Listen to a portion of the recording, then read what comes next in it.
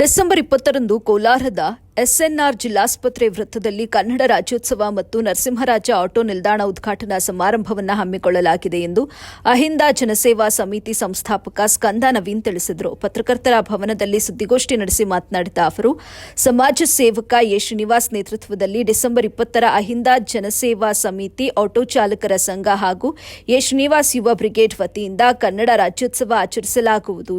ಕಾರ್ಯಕ್ರಮದಲ್ಲಿ ಸಮಾಜ ಸೇವಕ ಎ ಶ್ರೀನಿವಾಸ್ ಧ್ವಜಾರೋಹಣ ನೆರವೇರಿಸುವರು ಹಾಗೂ ನೂತನವಾಗಿ ನಿರ್ಮಿಸಿರುವ ನರಸಿಂಹರಾಜ ಆಟೋ ನಿಲ್ದಾಣವನ್ನು ಉದ್ಘಾಟಿಸುವರು ಅಂತ ಮಾಹಿತಿ ನೀಡಿದರು. ಇನ್ನು ಎ ಶ್ರೀನಿವಾಸ್ ರವರು 7 ಲಕ್ಷ ರೂಪಾಯಿ ಖರ್ಚು ಮಾಡಿ ಸ್ವಂತ ದುಡ್ಡಿನಲ್ಲಿ ಆಟೋ ನಿಲ್ದಾಣವನ್ನು ನಿರ್ಮಿಸಿದ್ದಾರೆ. ಬೆಳಗ್ಗೆ ಜಿಲ್ಲಾಸ್ಪತ್ರೆಯ ಒಳರೋಗಿಗಳಿಗೆ ಹಣ್ಣು ಹಂಪಲು ವಿತರಿಸಲಾಗುವುದು. ಹಾಗೆ ನಗರದ ಪ್ರಮುಖ ರಸ್ತೆಗಳಲ್ಲಿ ಆಟೋ ರ್ಯಾಲಿ ನಡೆಸುವ ಮೂಲಕ ಕನ್ನಡ ರಾಜ್ಯೋತ್ಸವವನ್ನು ಆಚರಿಸಲಾಗುವುದು.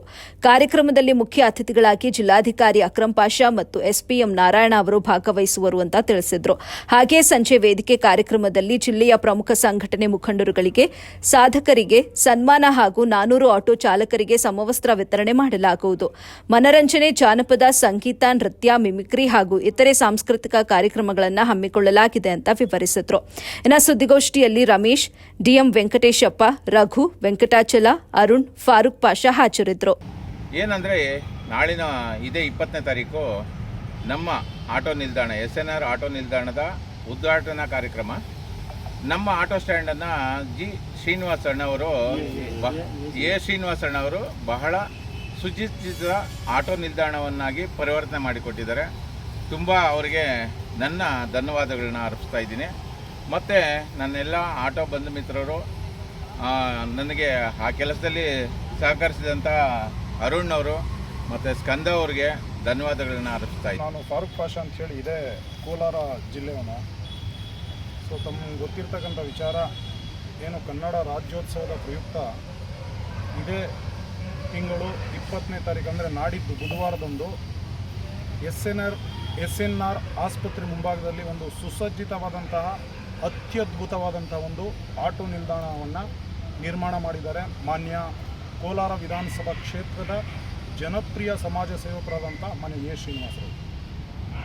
ಸೊ ತಮಗೆಲ್ಲರಿಗೂ ಗೊತ್ತಿರ್ತಕ್ಕಂಥ ವಿಚಾರ, ಎಸ್ಎನ್ಆರ್ ಆಸ್ಪತ್ರೆ ಮುಂಭಾಗದಲ್ಲಿ ಸಾಕಷ್ಟು ನಮ್ಮ ಆಟೋ ಡ್ರೈವರ್ಸ್ ಪರದಾಡ್ತಾ ಇದ್ರು. ಯಾಕಂತ ಹೇಳಿದ್ರೆ ಮಳೆ ಇರಲಿ, ಗಾಳಿ ಇರಲಿ, ಬಿಸಿಲಿರಲಿ, ಸೊ ಏನಪ್ಪ ಮಾಡೋದು ಅಂತ ಹೇಳ್ಬಿಟ್ಟು ನಾವು ಆಟೋ ಡ್ರೈವರ್ ರಮೇಶ್ ಅಂತ, ನಾವು ಆಟೋ ನಿಲ್ದಾಣ ಸಂಘದ ಅಧ್ಯಕ್ಷ ಆಗಿದ್ದೀನಿ. ಈಗ ಹೇಳ್ಬಾರ್ದು, ಆಟೋ ನಿಲ್ದಾಣದ ಅಧ್ಯಕ್ಷರು ಎಸ್ಎನ್ಆರ್ ಆಟೋ ನಿಲ್ದಾಣ ಕೋಲಾರ ಅಂತ. ನನ್ನ ಹೆಸರು ರಮೇಶಪ್ಪ ಅಂತ ಹೇಳ್ಬಿಟ್ಟು. ನಮಸ್ಕಾರ, ನನ್ನ ಹೆಸರು ರಮೇಶ್ ಅಂತೇಳಿ. ಆಟೋ ಸ್ಟ್ಯಾಂಡ್ ಅಧ್ಯಕ್ಷರಾಗಿ ನೇಮಿಸಿದ್ದಾರೆ ಎಸ್ಎನ್ಆರ್ ಆಟೋ ಸ್ಟ್ಯಾಂಡ್. ಈಗ ಆಟೋ ನಿಲ್ಲಿಸೋದಕ್ಕೆ ಆಟೋನೇ ಸ್ಟ್ಯಾಂಡೇ ಇಲ್ಲ.